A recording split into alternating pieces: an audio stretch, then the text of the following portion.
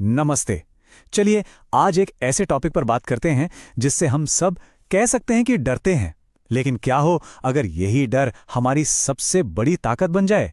जी हाँ, आज हम बात करने वाले हैं असफलता की, फेलियर की और उसकी उस छिपी हुई ताकत की जो हमें हैरान कर सकती है। अब देखिए, जैसे ही कोई फेलियर शब्द सुनता है ना, तो दिमाग में क्या आता है?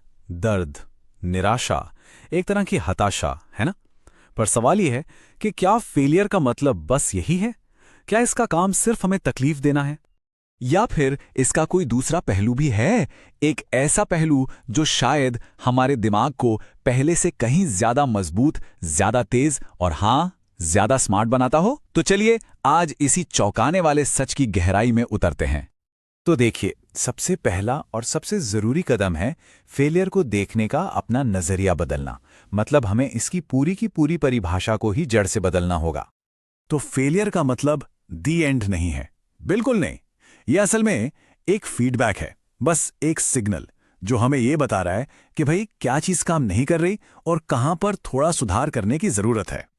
दुनिया के जो सबसे कामयाब लोग हैं ना, वो इसे एक साइंटिफिक सिग्नल की तरह देखते हैं, बस एक डेटा पॉइंट और कुछ नहीं। इसको ऐसे समझिए, साइकोलॉजी कहती है कि हम सब दो जोन में जीते हैं। एक है हमारा कंफर्ट जोन, मतलब वो जगह जहां सब कुछ बड़ा आसान और सेफ लगता है पर कोई ग्रोथ नहीं होती। और दूसरा है ग्रोथ जोन, जहां असली चुनौतियां होती हैं और हमारे दिमाग को बेहतर बनने के लिए मजबूर होना पड़ता है। और जानते हैं इस ग्रोथ जोन का एंट्री टिकट क्या है? जी हां, वो है फेलियर। और हां, ये सिर्फ कोई मोटिवेशनल बात नहीं है, इसके पीछे पक्की साइंस है। तो चलिए अब देखते हैं कि जब हम फेल होते हैं तो हमारे दिमाग के अंदर असल में होता क्या है। देखिए, इस पूरे खेल का राज एक कमाल की प्रक्रिया में छिपा है जिसे कहते हैं न्यूरोप्लास्टिसिटी। अब यह भारी भरकम शब्द लग सकता है, पर इसका मतलब बहुत सिंपल है। यह हमारे दिमाग की वो काबिलियत है जिससे वो खुद को बदलता है, नए कनेक्शंस बनाता है और खुद को कह सकते हैं कि अपग्रेड करता है। बिल्कुल वैसे ही जैसे हमारे फोन में एक सॉफ्टवेयर अपडेट होता है।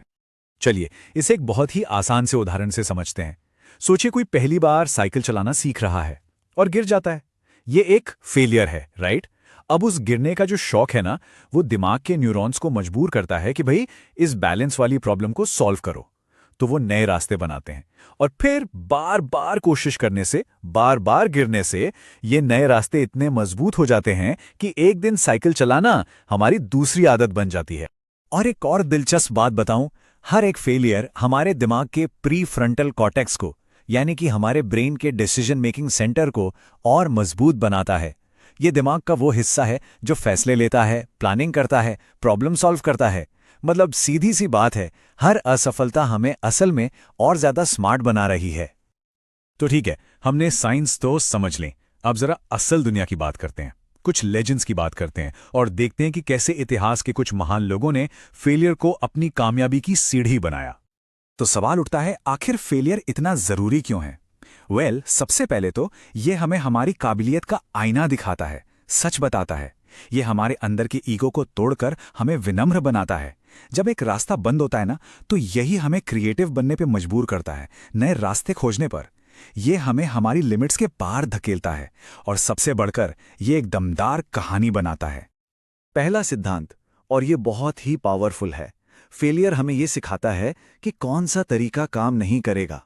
और यकीन मानिए, ये जानकारी किसी भी बड़ी कामयाबी के लिए बेहद कीमती होती है। जरा इस नंबर पे गौर कीजिए, 1000, 1000 बार। जी हां, इतनी ही बार महान आविष्कारक थॉमस एडिसन लाइट बल्ब बनाने की अपने कोशिशों में फेल हुए थे। पर जानते हैं उन्होंने क्या कहा? उनका नजरिया देखिए। उन्होंने कहा, मैं 1000 बार फेल नहीं हुआ, मैंने तो कामयाबी से 1000 ऐसे तरीके खोज निकाले हैं जिनसे लाइट बल्ब नहीं बनेगा। सोचिए, बस ये एक नजरिया और सब कुछ बदल गया।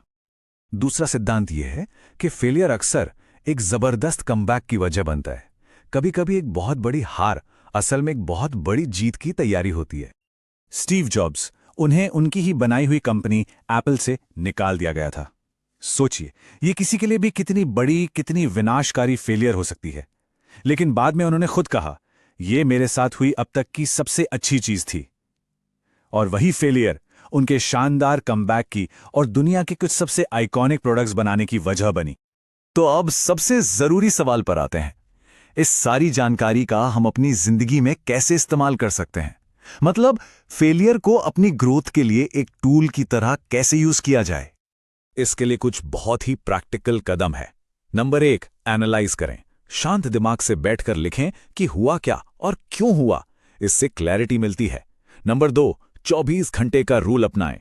खुद को 24 घंटे दीजिए, दुखी होने के लिए, निराश होने के लिए, लेकिन उसके बाद वापस एक्शन में लग जाइए। नंबर 3, छोटी छोटी जीतें हासिल करें। एक बड़ी हार का सबसे अच्छा इलाज है कई सारी छोटी छोटी जीतें। और आखिरी नंबर 4, तुलना करना बंद करें। हर किसी का सफर अलग है, रफ्तार अलग है।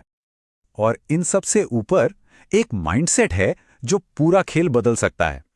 ये मान के चलिए कि हर एक बड़ी कामयाबी को अनलॉक करने के लिए 100 छोटी छोटी फेलियर्स लग सकती हैं। ये सोच फेलियर के डर को ही खत्म कर देती है और इसे एक तरह का खेल बना देती है। तो कुल मिला के बात यह है, फेलियर कोई आखिरी फैसला नहीं है। ये तो बस एक इशारा है, एक रीडायरेक्शन है। शायद कायनात हमें यह बताने की कोशिश कर रही है कि हम इस छोटे से खेल के लिए नहीं, बल्कि किसी बहुत बड़े खेल के लिए बने हैं। तो हमेशा याद रखिए, असफलता हमारी कहानी का अंत नहीं है, ये तो कहानी का टर्निंग पॉइंट है। ये वो मोड़ है जहां से असली हीरो की कहानी शुरू होती है। तो आखिर में ये सवाल हमें खुद से पूछना है कि फेलियर एक मंजिल है जहां सब कुछ खत्म हो जाता है, या फिर ये एक नया रास्ता है जो हमें किसी बेहतर और बड़ी मंजिल की तरफ ले जाता है। और इसका फैसला पूरी तरह से हमारा है।